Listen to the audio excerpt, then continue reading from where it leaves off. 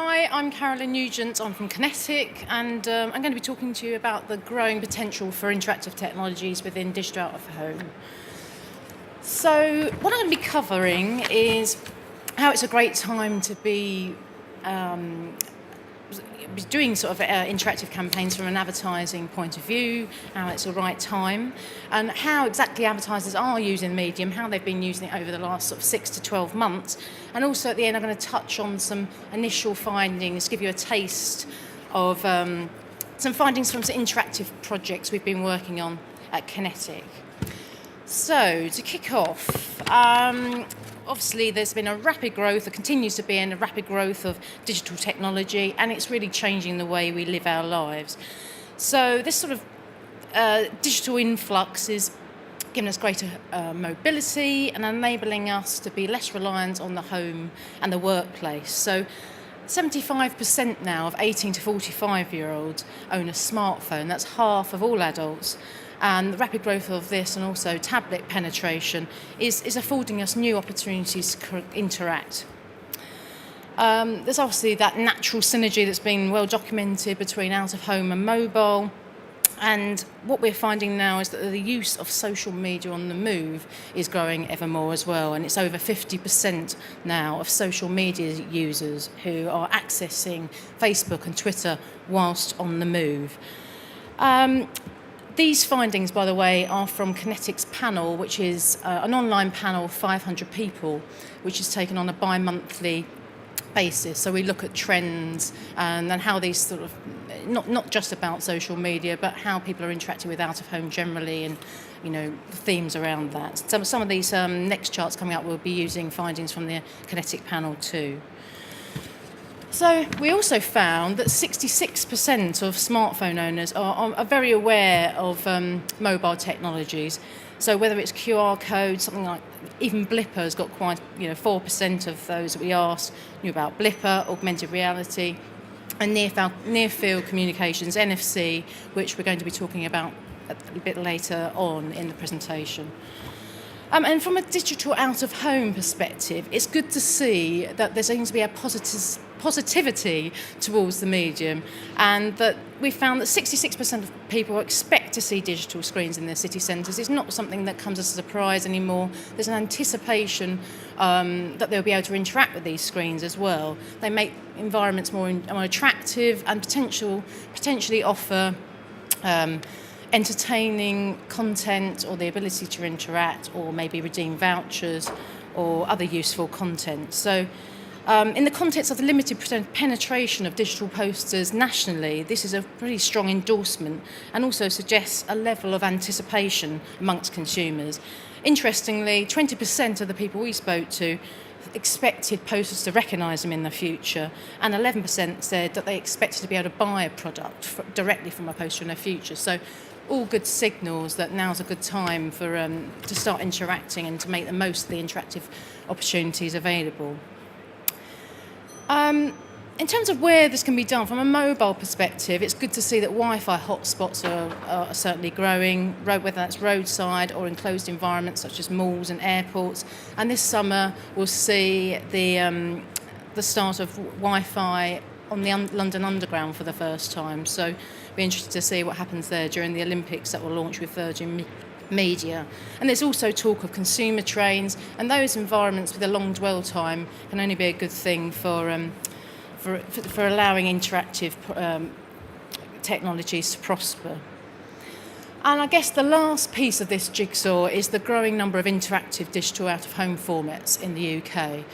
Now, probably over the last 6 months, we've seen a significant growth in media owners investing in kit that is permanently available. And what that means, it makes it a lot easier for advertisers to run an interactive campaign without having the expense or the time of searching for the actual software and hardware themselves. So I think it's hats off to the media owners that are starting to do this. And so some of the, clockwise from top left, we've got Prime Site investing in the cinema, interactive screens that will go in this summer. I partnered with Monster Media in Gatwick Airport. Limited Space, again, have partnered with Monster Media in the mall environment, and Clear Channel and Deco have been been doing this for a while, but have now developed even better screens that are touch-enabled or camera-based technologies or NFC. So I think now we're in a perfect place for interaction because we've got the high proliferation of connected devices, an audience that wants to connect and that's got a high interest in tech and interactivity, and also this growing number of out-of-home formats with which to interact. So it's a good position to be in. So, how are advertisers using the medium at the moment from an interactive point of view? Well, of course, results are key, and the value to the brand and understanding the deeper communication and developing a dialogue is extremely important, and how that's evaluated is important too. The airport media owner, have just done some very interesting neuroimaging research, which has shown, amongst other things, that emotional intensity of interaction means that there's a greater propensity for that message to be stored in the long-term memory. And I think some of the benefits of interactivity are maybe quite intangible, but there's a really important message there about how they seem to, if they tap into the emotional side of our psyche and store in the long-term memory, then that association with the brand can be picked up at a later stage. Now, I've got a number of videos coming up here because I think probably the best way to show you is via video, and so I hope you enjoy the next few slides. One way, what I want to show you here is a real diverse way of people using digital out-of-home in different ways to interact. So there's not like one different way. There's such a wide range and diversity here, whether it's mobile or touch or gesture-based. This particular example is a great example of how links, I know you've probably seen this, it was over a year ago now, but how they used augmented reality to create a really interesting experience. It was a piece of theatre, and I think for Unilever and for Lynx, it was a fantastic value for scale because it only happened over 2 days at Victoria Station and Birmingham New Street. But I think the downstream impact of this and the value that they got out of this over the longer term meant that many more people would be able to experience it than were there on the actual day. So I'll play the video and hopefully.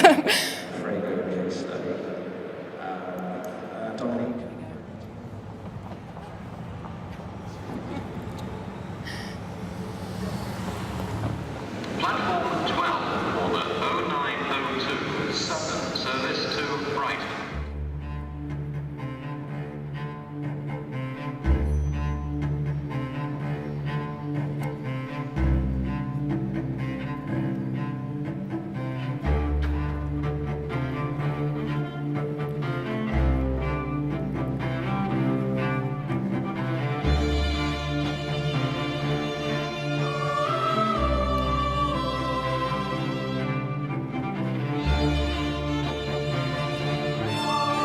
Amazing, genuinely amazing.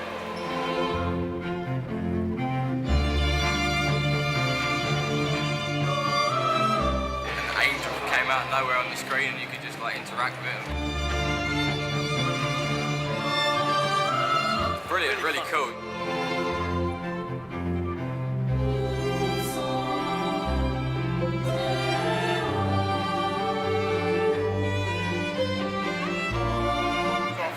To her, and then she disappeared.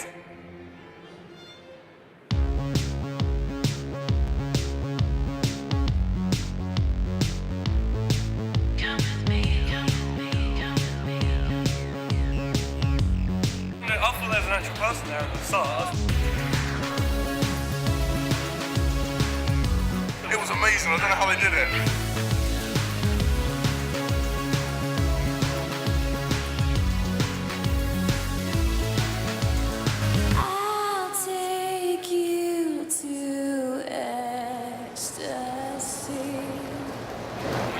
Money in my bucket.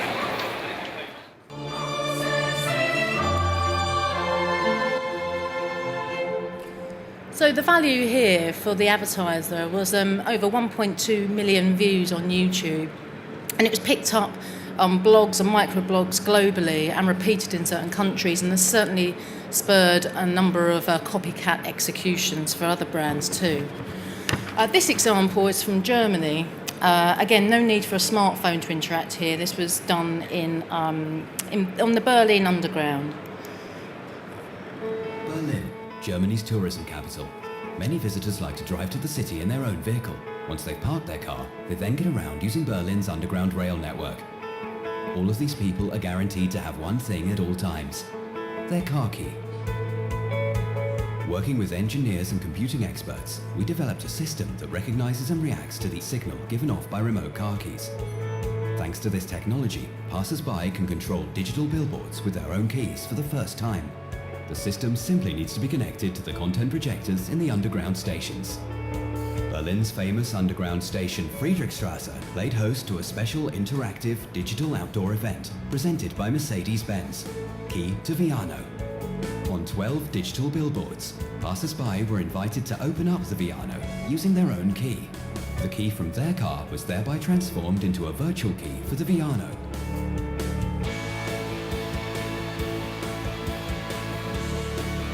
Every time the door opened, surprising passengers exited the vehicle, demonstrating its incredible capacity.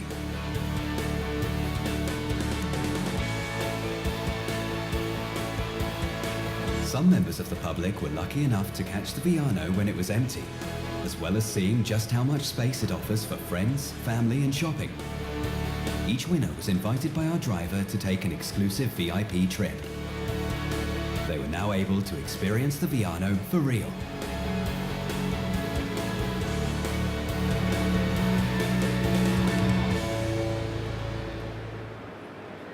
My next example is a great example, I think, of showing how social media and out-of-home can work together in real time. This was something for BA, where they managed to create a sort of two-way live dialogue between potential customers and people on a beach somewhere lovely. So I'll show you this. This is sort of talked through as well. So British Airways needed to get across the message that they fly to more Caribbean islands than anyone else.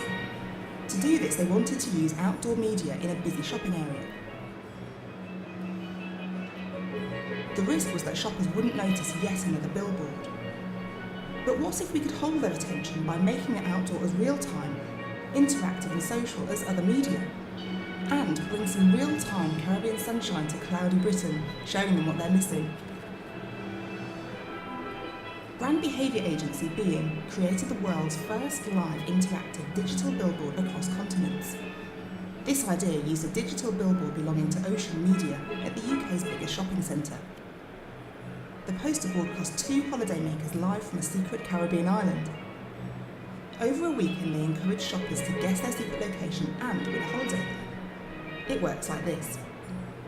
The holidaymakers could see what was happening in London, so they could draw attention to shoppers in real time and pull in the crowds. In response, the curious public could text questions to the Caribbean and see the holidaymakers reply on the digital billboard. Then they could text their competition entry guess. The digital billboard could also play pre-recorded films as answers to questions and as a way of showing all the exciting things the Caribbean offers. Facebookers could also follow the live action and respond online.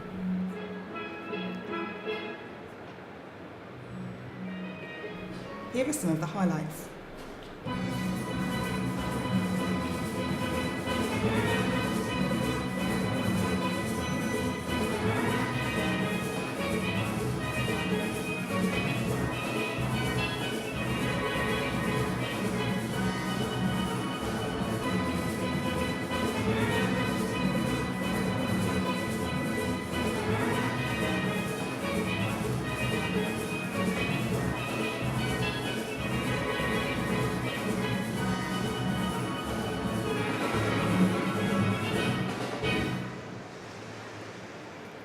So as well as creating a memorable experience for those there, it also had significant value in terms of number of interactions, and bookings to the Caribbean actually increased by 8.6% during the campaign. And St Lucia, where we were talking about, that actually saw revenue increase by 21%. So they actually had some real significant data, I think, behind that, which was useful. I mean, the next slide here I'm talking about digital and social interaction. I've labelled it as that. But what we're seeing is social media being part of out-of-home, digital out-of-home across the board, as the digital media continues to converge. So we're seeing sort of like push and pull between social media and out-of-home. Like the Links example, where the viral was being used to be shared with a wider audience online. And this particular case shows tweets being shared. So if this is Dove using transvision screens at railway stations to pose a question during Valentine's Week. So in this particular case, who's the most beautiful woman in your life and why? And encouraging people to respond via Facebook, Twitter, text. And those personal responses were then shared on the wider platform at railway stations and featured in the Evening Standard and also amplified in Facebook. User-generated content in this way has become an increasingly important trend, I think, over the last 6 months and will continue to be so. This example is from Colgate, who were trying to create on a wider basis for people to upload photographs of themselves smiling, and the idea was if they reached 1 million smiles, then they would donate a significant piece of money to Bernardo's charity. But this culminated in a piece at the end, which was a one-off experiential event. You may recognise the location from the BA one, actually. And it's interesting how people really want to get involved with this sort of thing.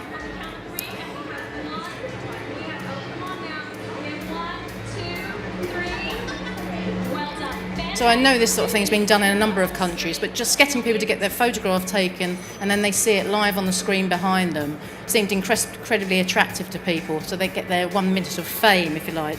And people actually queued for up to 20 minutes to be part of this.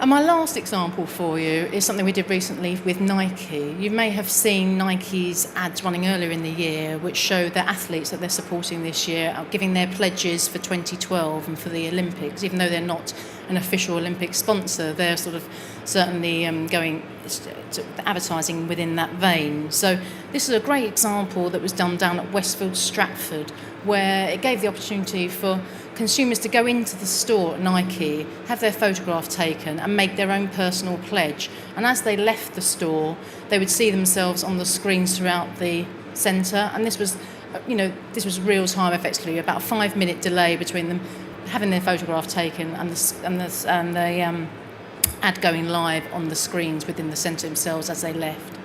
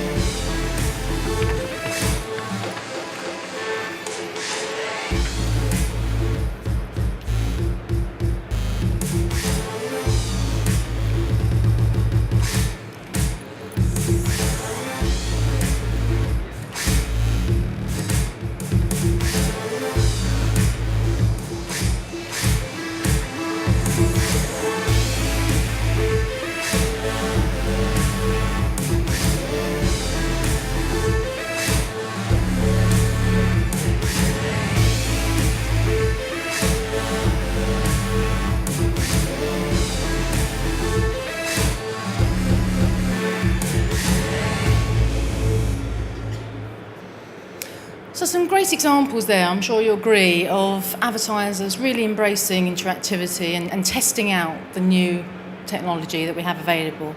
I'm sure it's just the sort of like the tip of the iceberg, and there are a number of questions over the use of interactivity. There's questions for the future in terms of restriction on data and privacy laws and how much people will be willing to, reveal about themselves and data capture and that sort of thing. There's also, I've talked a lot about the value to advertisers, but trying to understand those values is also difficult.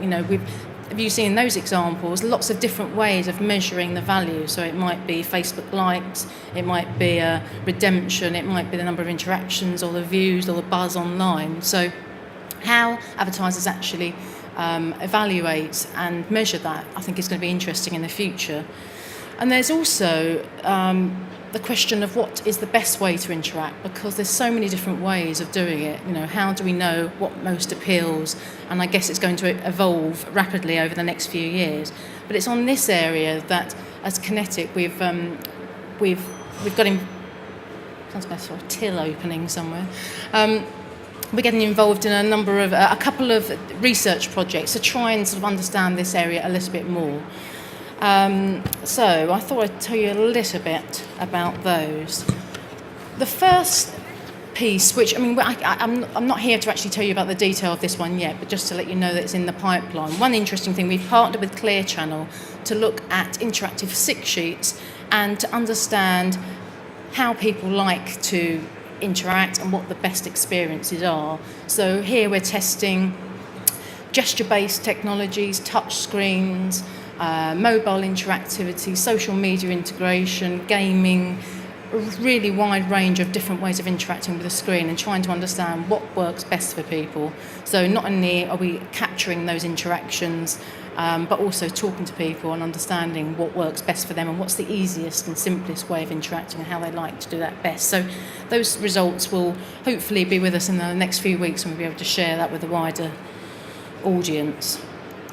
The second piece, which the results for this will be available next week. It's a really interesting media first.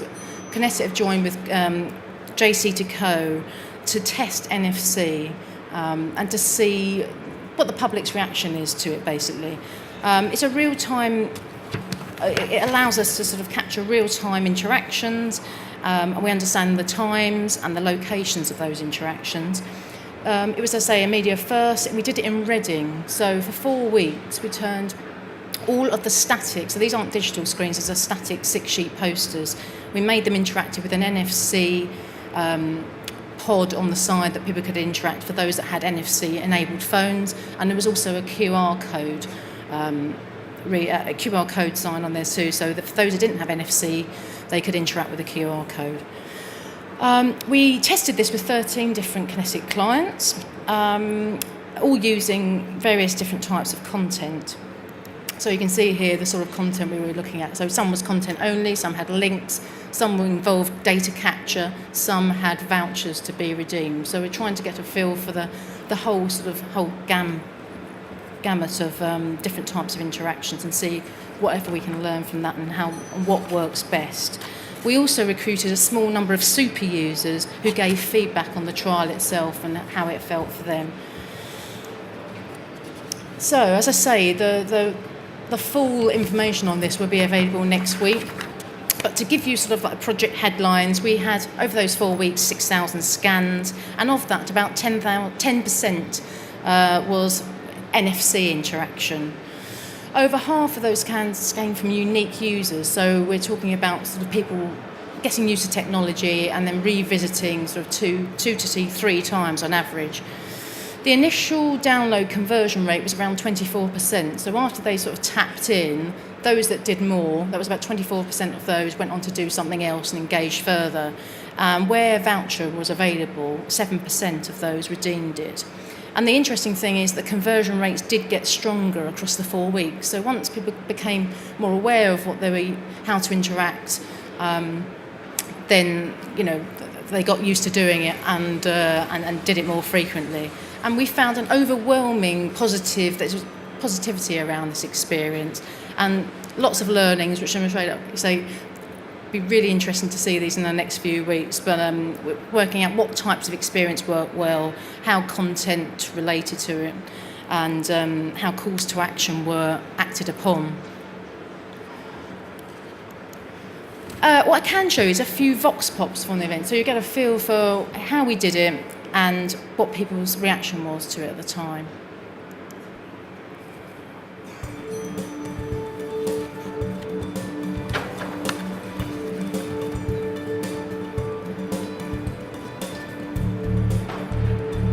This is Kinetic. Kinetic and JC Deco's interactive out-of-home trial, where we're positively testing the use of interactive technology, including NFC and QR codes, across 4 weeks in the town of Reading.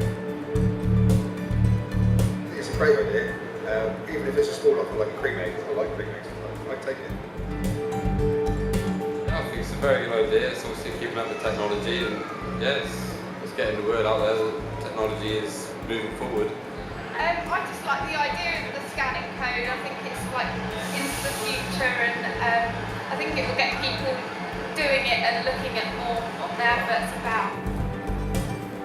If I was walking past this and maybe meeting a friend for lunch or going to a shop that was advertised and I could get a voucher there and then on my way to the place, I would definitely stop, and I'd more likely use that than one I'd seen in a magazine at home when I'm not really thinking about the shops and the restaurants.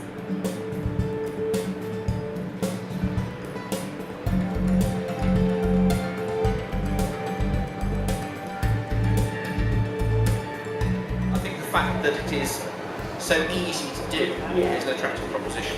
Yeah, I think it'll be popular because it's simple and easy. Just get your phone on it, and then you've got the extra information. I think it's good because it's a step forward. It's using technology, latest technology, for advertising, and I think it engages you.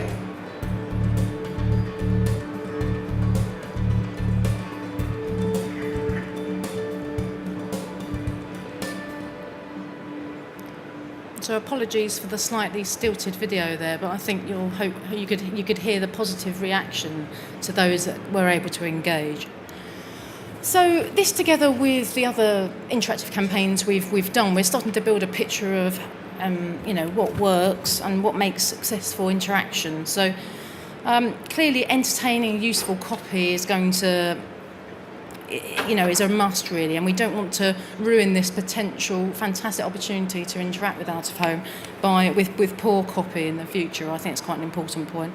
But there's certainly an education as well in terms of how people become aware of, certainly with NFC and with QR codes. So there's some great examples that will be shown when you get to see the NFC thing in its full glory, about how the great learnings from those people we can see here, that, making it very clear what you need to do in order to interact, and a strong call to action. And these three things I think we can see really coming together: in a content, location and a call to action. All three things are really needed to make an interaction as successful and as strong as possible. When they do happen, with relevant content that audiences really want to engage with, then it works very well.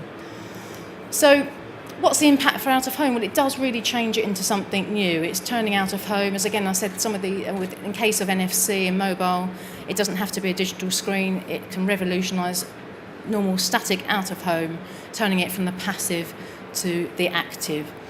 And for brands, it means deepening engagement, creating a longevity of dialogue which simply hasn't been possible in out of home before, and perhaps starting the need for the industry to think about how we're going to use this new channel in the future and what it really means for out of home and digital out of home. Thank you.